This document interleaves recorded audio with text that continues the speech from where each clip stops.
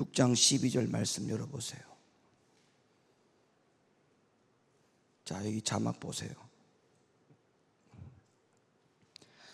영생을 주시는 겁니까? 영생을 취하는 겁니까?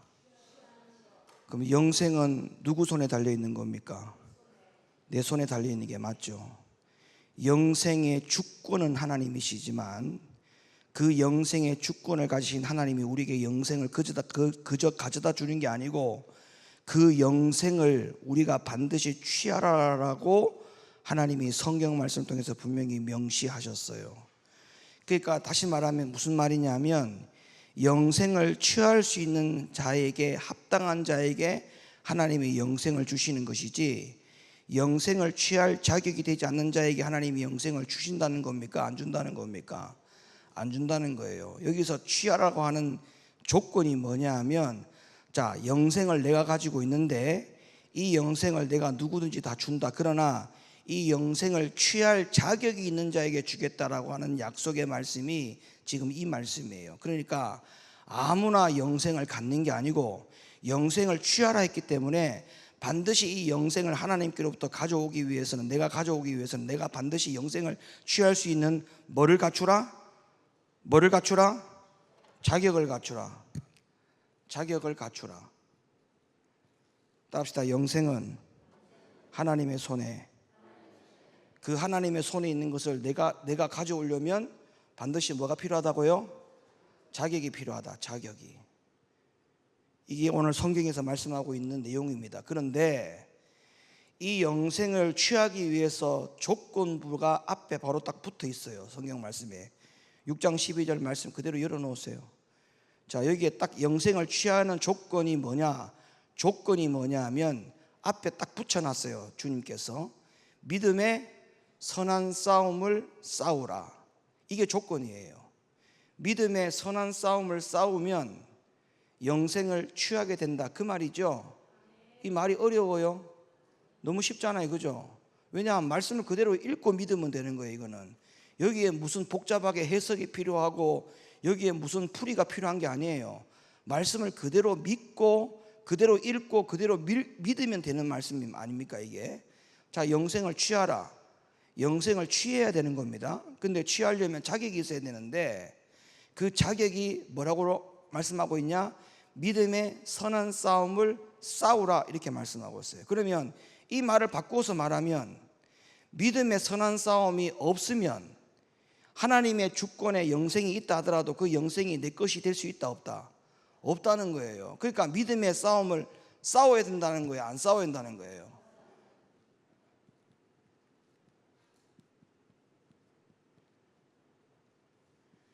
이 믿음의 싸움을 반드시 해야 되는 겁니다. 믿음의 싸움. 믿음의 싸움을 해야 돼요. 믿음의 싸움. 믿음의 싸움이 뭡니까? 믿음의 싸움. 여러분이 이 믿음의 싸움을 어떻게 적용하고 있어요? 한번 말씀을 해보세요. 믿음의 싸움을 어떻게 하고 있어요?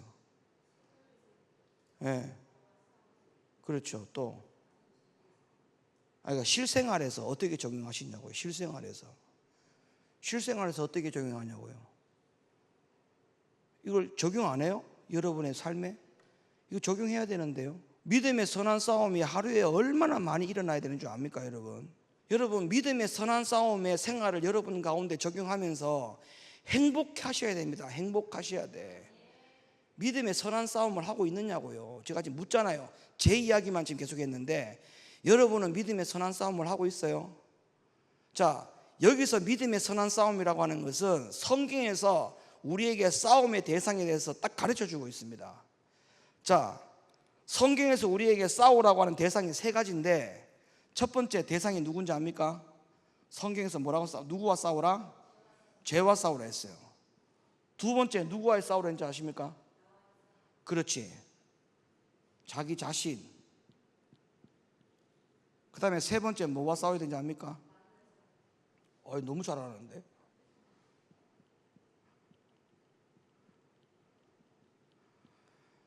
그 다음에 여기 하나 더 있어요. 뭐요? 어떻게 알아? 근데 그걸 어떻게 기억하고 있지?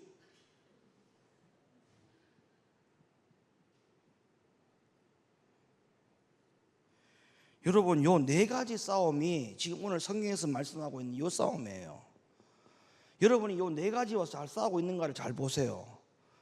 어떤 분들은요, 죄와 싸우는 것만 알지, 마귀와 싸우는 것만 알지, 자기 자신과 싸워야 되고 진리와 싸워야 되는 걸 잘 모르는 분들이 너무 많아요. 여러분, 나와의 싸움이 뭔지 압니까? 나와의 싸움, 생각이에요. 그 다음에 감정, 그 다음에 환경, 그 다음에 형편, 사정, 이런 것들이 전부 다 내 자신과의 문제입니다. 내 자신과의 문제. 이거와 싸움에서 지면은 다 지는 겁니다. 여기서 싸워서 지면 다죠. 자기 감정 하나 컨트롤을 하지 못하고 살아가는 사람들 보면서 그렇게 하면서 어떻게 마귀와 싸웁니까? 마귀와. 여러분, 자기 자신의 감정과 자기 자신의 생각과 자기 자신의 어떤 형편과 처지와 환경과 싸워서 이기지 못하면서 어떻게 마귀와 싸워서 이길 수 있다고 말할 수 있어요? 그 자신감은 도대체 어디서 나오는 겁니까? 여러분, 성경에. 자, 보세요. 누가복음 9장으로, 여러분 갖고 있는 성경으로 가봐요. 누가복음 9장.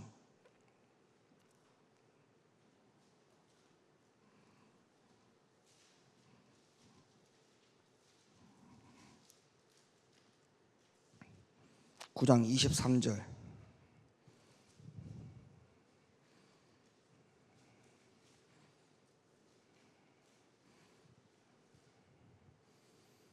(9장) 23절 읽어보세요. 시작.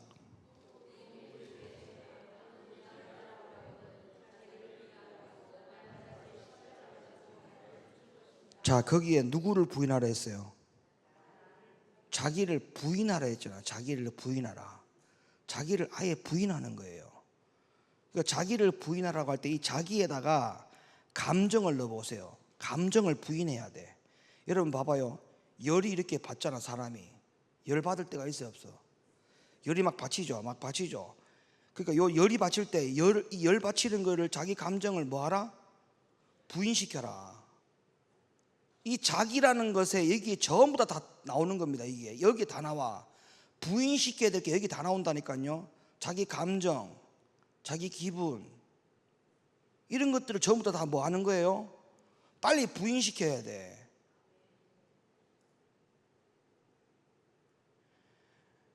여러분, 우리가 이 믿음을 가지고 보세요. 이게 지금 싸움을 그냥 육신적으로 싸우는 거면 깡으로 싸우는 게 아니잖아요. 뭘로 싸우는 거예요? 믿음으로 싸우는 거죠. 이 모든 걸 다 뭘로 싸우는 거예요? 육신으로 싸우는 게 아니라 다 믿음으로 싸우는 거예요. 이게 전부 다. 그럼 봐봐요. 이 죄를 믿음으로 이기려면 이게 커야 됩니까? 이게 커야 됩니까? 유명순 권사님 대답을 하셔야 돼. 예. 여러분, 여기 생각, 환경, 감정, 형편, 자기의 사정, 이런 것들에 대해서 싸워서 이기려면 여러분, 이게 커야 됩니까? 이게 더 커야 됩니까? 믿음으로 싸우려 했으니까 이게 커야 이걸 이길 수 있을 거 아닙니까? 이게 커야 이걸 이길 수 있고, 여기서도 마찬가지예요. 이거를 이기려면 이게 커야 되는 거 아닙니까? 이게 커야 되지 않습니까? 그러면 모든 이 해결책이 뭐냐? 뭐가 커야 돼요? 이게 커야 돼.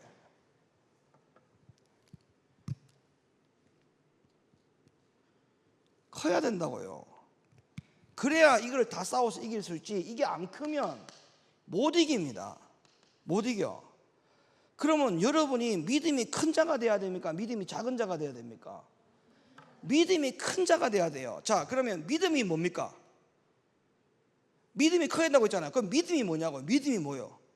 믿음은, 아니, 히브리서의 믿음은, 그렇지요, 바라는 것들의 실상이랬잖아요.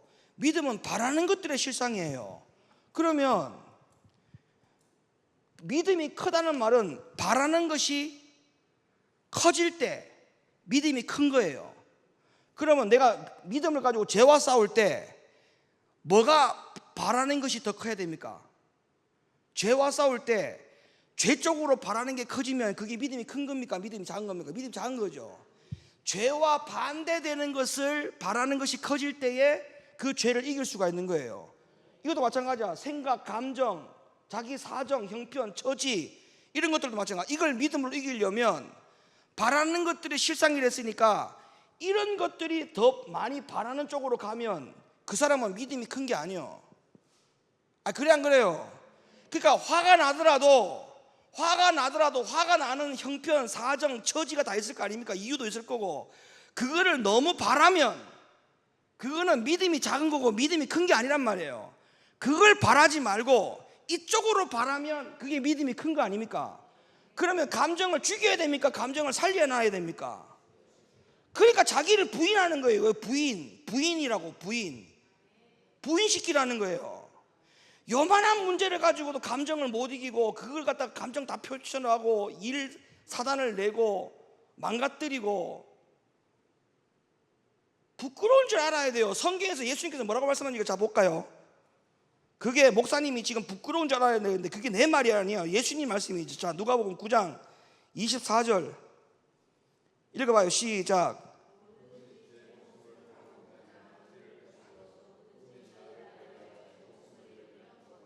그 다음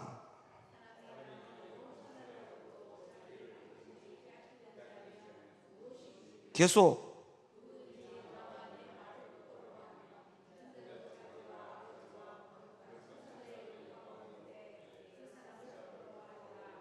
그러니까 주님이 그 사람을 볼 때 뭐 한다? 부끄러워한다. 그러니까 여기 어떤 사람이 어떤 상황을 가지고 막 신경질을 내고 막 화를 내고 막 짜증을 내고 난리를 부를 수를 지겨. 그럼 이거는 지금 그거를 바라고 있잖아. 그걸 바라지 말고 이 믿음을 바라봐야 되는데, 그는 믿음을 바라지 않고 여기에 이 자기 사정, 환경, 처지, 자기가 화낼 수밖에 없는 입장, 이런 것들을 자꾸 바라다 보면 여기에 더 몰입이 돼서 막 더 화가 나고 짜증만 날 거 아닙니까? 그런 모습을 볼 때, 믿음이 없는 모습을 볼 때 주님이 어떻게 본다고? 이 사람을 부끄러워. 여러분, 이게 더 커야 되지 않아요? 이게 더 커야 되잖아. 이게 커야 이게 이겨진다. 이게 컨트롤 된다니까. 이게 이겨야 돼. 여러분, 아무리 이게 컨트롤 안 되면 주님께서 어떻게 보신다고? 그 모습을 보면서 부끄럽다. 주님이 부끄러워해. 쟤 왜 저러냐 도대체. 제 신앙생활 도대체 얼마나 했는데 쟤 왜 아직까지 왜 저러냐 도대체. 저 감정 하나 못 이기냐, 저 사정 하나 못 이기냐, 저 형편 하나 못 이기냐. 여러분, 제발 교회 안에서요, 우리 마음이 쫌생이 같은 마음이 되면 안 됩니다. 좀 바다와 같은 넓은 마음을 가지세요. 이 지금 성경 말씀을 잘 보세요. 믿음의 선한 싸움을 싸우라 했잖아요. 오해하지 말고, 제발 쓸데없는 일에 오해하지 말고, 어떤 일이 벌어졌을 때 항상 좀 객관적인 생각을 하세요. 저 사람이 왜 저랬을까도 좀 생각하고 이해도 하고 이래야 되는데, 자기 기분 나쁜 것만 생각해. 왜 그렇게 했을까? 그렇게 한 행동을 한 것도 이야기를 들어볼 생각도 안 해. 그냥 자기 기분 나쁜 것만 그냥 줄고 쭉 이야기만 하고, 그것만 쭉 주구장창 이야기만 하고, 그것 때문에 꽂혀가지고 아무것도 안 하고. 이러면 안 되는 겁니다. 진짜 이건 안 되는 거예요. 이거는 히브리 12장 4절 가봐요. 히브리 12장 4절. 히브리 12장 4절. 자, 거기 뭐와 싸우라고 되어 있나 봐봐요. 12장 4절. 뭐와 싸우라고 했어요? 죄와 싸우라 했죠. 죄와 싸우라. 그 다음에 에베소 6장 12절. 에베소 6장 12절 가보세요.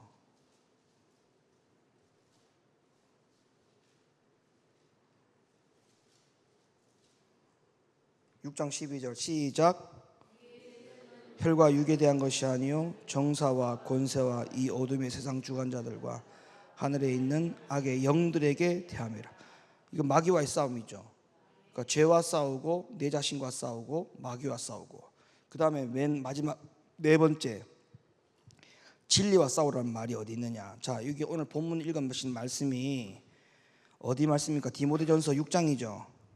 오늘 본문이 6장 12절에 보니까 6장 12절 본문 다시 띄워보세요. 믿음의 선한 싸움을 싸우라. 이 싸움이 진리에 대한 싸움의 말이 시작되어서 여기까지 온 겁니다. 뭐에 대한 싸움? 진리에 대한 싸움의 말의 시작이 여기까지 12절까지 연결됐어요. 자, 한번 확인해 볼게요. 6장 1절 시작. 무릇 멍에 아래 있는 종들은 자기의 상전들을 범사에 마땅히 공경할 자로 알지니 이는 하나님의 이름과 교훈으로 해방을 받지 않게 하려 함이라. 믿는 상전이 있는 자들은 그 상전을 형제라고 경히 여기지 말고 또 잘 섬기게 하라. 이런 유익을 받는 자들이 믿는 자요 사랑을 받는 자임이니라. 너는 이것들을 가르치고 권하라. 자, 너는 뭐를 가르치라? 이것들을 가르치고 권하라. 자, 이것들을 가르치고 권하라는 말이 무슨 말이냐? 3절 누구든지 다른 교훈을 하며 바른 말 곧 우리 주 예수 그리스도의 말씀과 경건에 관한 교훈에 창념치 아니하고 저는 교만하여 아무것도 알지 못하고 변론과 언쟁을 좋아하는 자니 이로써 투기와 분쟁과 회방과 악한 생각이 나며 마음이 부패해지고 진리를 잃어버려 경건의 이익을 재료로 생각하는 자들의 다툼이 일어나는 자다. 자, 여기 보면 중요한 이야기가 있어요. 다른 교훈을 가르치고, 다른 교훈을 가르칠 뿐만 아니라 어떤 교훈을 가르치기는 가르치는데 그 가르치는 것을 목적을 두고 가르친다. 어떤 목적이 있다고 했어요? 경건의 이익의 재료로 사용하고 가르친다, 이렇게 말했어요. 그러니까 이거는 잘 가르치는 거예요? 잘못 가르치고 있다는 거예요? 그래요, 잘못 가르치고 있다는 거예요. 왜? 경건의 이익을 방도로 생각하고 가르친다. 그 말은 무슨 말일까요? 오늘 많은 사람들이 다른 교훈을 가르치는데 그 다른 교훈을 가르치는 이유가 경건의 이익 때문에. 그러니까 무슨 말이에요? 사람의 말로 가르쳐야만이 이익이 생긴다는 거야. 근데 진리를 가르치면 이익이 안 생긴다는 거예요. 이게 무슨 말이냐면 진리를 가르치면 사람들이 상처를 받아. 사람의 교훈을 가르치면 상처를 안 받아. 그러니까 목회자 입장에서는 어떤 생각을 한다는 겁니까? 사람의 말을 가르쳐서 경건의 이익을 추구한다는 거예요. 그러니까 내가 그냥 잘못한 거를 봐도 그냥 가만히 내버려 두라는 거야. 왜? 그렇게 해야 교인이 안 떠나니까. 상처를 안 받고 안 떠나니까. 11주 교인이 안 떠나니까. 목회자 입장에서는 경건의 이익을 방도로 생각하는 거예요. 근데 그걸 다 무시하고 하나님의 진리를 가르치라는 거예요. 진리를. 경건의 이익을 가지고 말씀 가르치지 말고 11조 하는 교인이 떠나갈까 봐 그 걱정하지 말고 그런 것 때문에 경건의 이익 때문에 하나님의 말씀을 바로 못 전하는 그런 주의 종들이 있다는 거 아닙니까? 그걸 지금 경계하라는 거예요. 경계. 그러니까 이거는 무슨 싸움이에요? 뭐와의 싸움이에요? 진리와의 싸움이에요. 자, 진리를 전할 것이냐 아니면 사람의 교훈을 가르칠 것이냐, 여기에 갈등이 생기는 거예요. 갈등이 생기는 거야. 하나님의 말씀대로 바로 가르치지도 않는 모습을 뻔히 보면서도 그걸 가만히 내버려두는 주의 종들이 있을 수 있잖아요. 왜? 아니 뭐 자기 스타일대로 신앙생활 하겠다는데 그거 뭐 내가 괜히 관여해가지고 목사가 왜 성도들한테 미움을 받아? 그냥 뭐 가만히 내버려두지 뭐, 이렇게 하고 가만히 내버려두는 거야. 그래서 사람의 말을, 다른 교훈을 가르친다는 거 아닙니까? 경건의 이익을 방도 때문에. 근데 그런 거 생각하지 말고 사람의 종 되지 말고 하나님의 종이 돼야 되니까 하나님의 진리를 가르치라는 겁니다.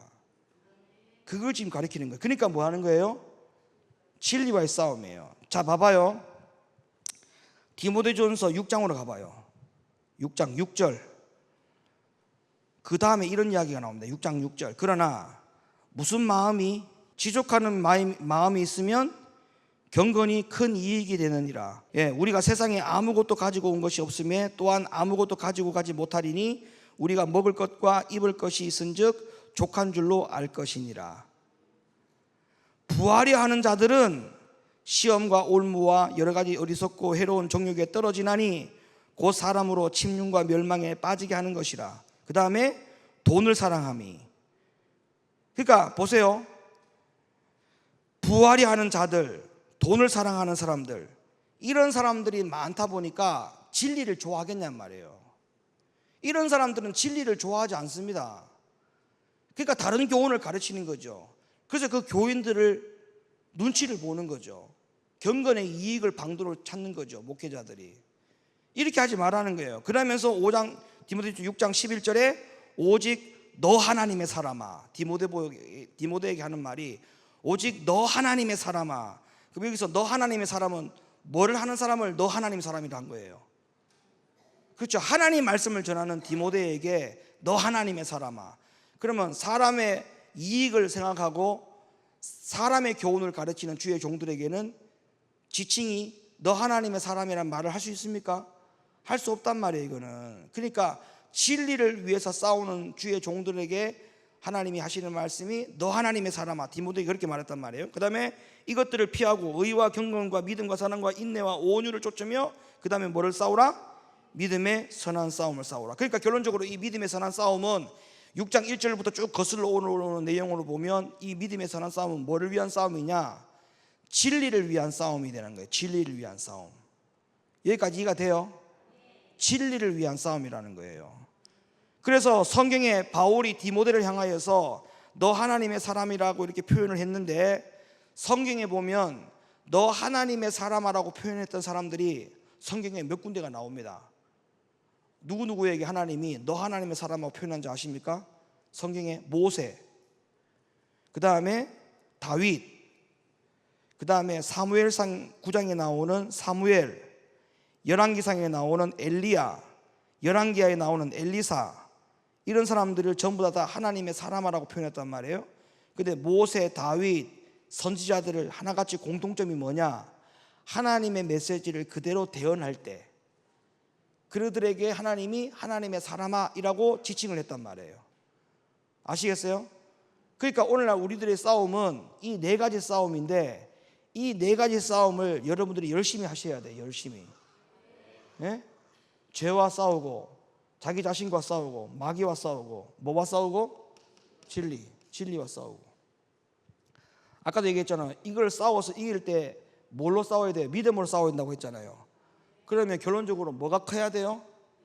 믿음이 커야 돼요. 그럼 죄를 못 이긴다. 그럼 믿음이 큰 거예요? 안 큰 거예요? 믿음이 안 크다는 거예요. 자기 자신과 싸워서 지고 있다. 지금 이거 지고 있다. 그러면 믿음이 크다는 거예요? 작다는 거예요? 작다는 거예요. 믿음이 작다는 거야. 믿음이 작다는 거야. 여러분, 우리가 믿음이 커야 돼요. 믿음이. 아시겠습니까? 믿음의 선한 싸움을 싸우라, 영생을 취하라, 이 좋은 말씀이 있는 게 중요한 게 아니고, 그럼 믿음으로 싸우려면 믿음이 커야 될 거 아닙니까? 이게 커야만 이걸 이길 수 있을 거 아니에요. 이거를 커야 될 거 아니야. 믿음이 크면 다 이해가 되고 용납이 되고 용서가 되고. 아멘. 믿음이 크시길 바라요.